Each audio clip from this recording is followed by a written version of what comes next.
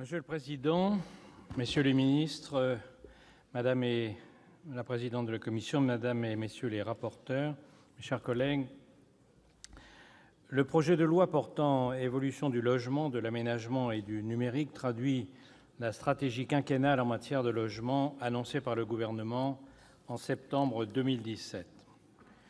Le Sénat n'a pas attendu que ce texte arrive aux portes du Palais du Luxembourg pour se saisir de la question du logement. Dès l'été 2017, la conférence de consensus, initiée par Gérard Larcher, a invité l'ensemble des acteurs du secteur à se prononcer sur les principaux axes de la réforme: la place des collectivités dans la politique du logement, l'accélération de la construction, la simplification normative, la réforme du logement social, la cohésion territoriale et le dynamisme des centres-villes. Par ailleurs, une large majorité de sénateurs a soutenu la proposition de loi initiée par Rémy Pointereau et Martial Bourquin pour lutter contre la dévitalisation des centres-villes et des centres-bourgs.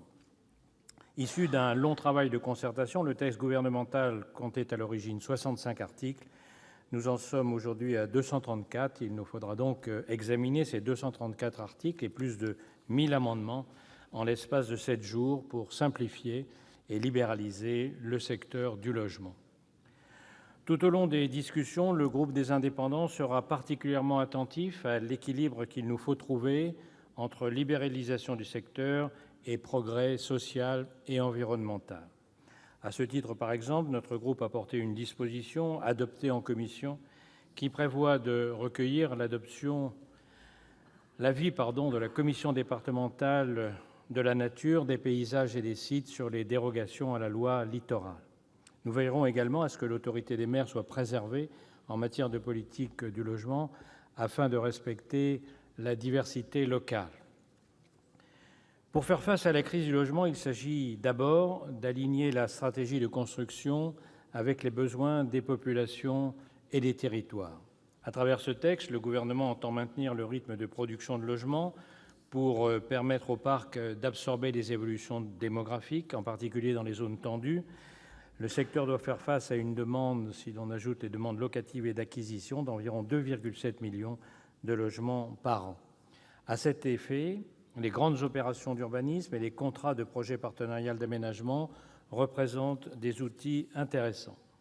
Nous saluons la volonté de la commission des affaires économiques du Sénat de maintenir l'avis conforme du maire comme préalable à tout transfert de compétences en matière de délivrance d'autorisation d'urbanisme. Par ailleurs, le texte propose plusieurs dispositifs visant à lutter contre la vacance qui renchérit le coût des logements. Il entend faciliter la conversion de bureaux en habitations et la mise en disposition de logements vacants, tout en encadrant plus strictement les modalités de réquisition des bâtiments à des fins de logement d'urgence pour préserver le droit de propriété. Ce texte vise également à simplifier les normes applicables en matière de logement. Le Gouvernement a ainsi proposé d'instaurer un gel normatif sur la durée du quinquennat pour la construction, à l'exception du champ de la sécurité. L'une des principales mesures de simplification prévoyait une baisse drastique des taux d'accessibilité dans l'habitat collectif neuf. Nous avions proposé de relever ce taux à 25 % en commission, mais nous avons été devancés par une proposition de la rapporteure allant dans le même sens. Ces redressements sont importants, non seulement pour favoriser l'inclusion sociale des personnes porteuses d'un handicap, mais aussi pour préparer la société aux conséquences sur le logement du vieillissement de la population. Il s'agit également d'accélérer les procédures de contentieux, nombreuses en matière d'urbanisme. Les règles concernant les autorisations délivrées par les architectes des Bâtiments de France ont également été légèrement remaniées en ce qui concerne l'implantation d'antennes relais et la rénovation d'habitats insalubres ou en ruine. C'est un difficile équilibre qui a été trouvé entre la commission des affaires économiques et la commission de la culture, comme sont parfois difficiles les relations entre maires et ABF, parfois, mais pas souvent, mais nous savons tous qu'il y a des maires démolisseurs et des ABF butés. Autre dimension du texte, la refonte profonde du secteur des habitations à loyer modéré contribuera à leur équilibre économique. Une nouvelle dynamique devrait voir le jour dans les parcours résidentiels sociaux, avec l'allongement de la durée de décompte dans les quotas de la loi SRU des logements sociaux vendus.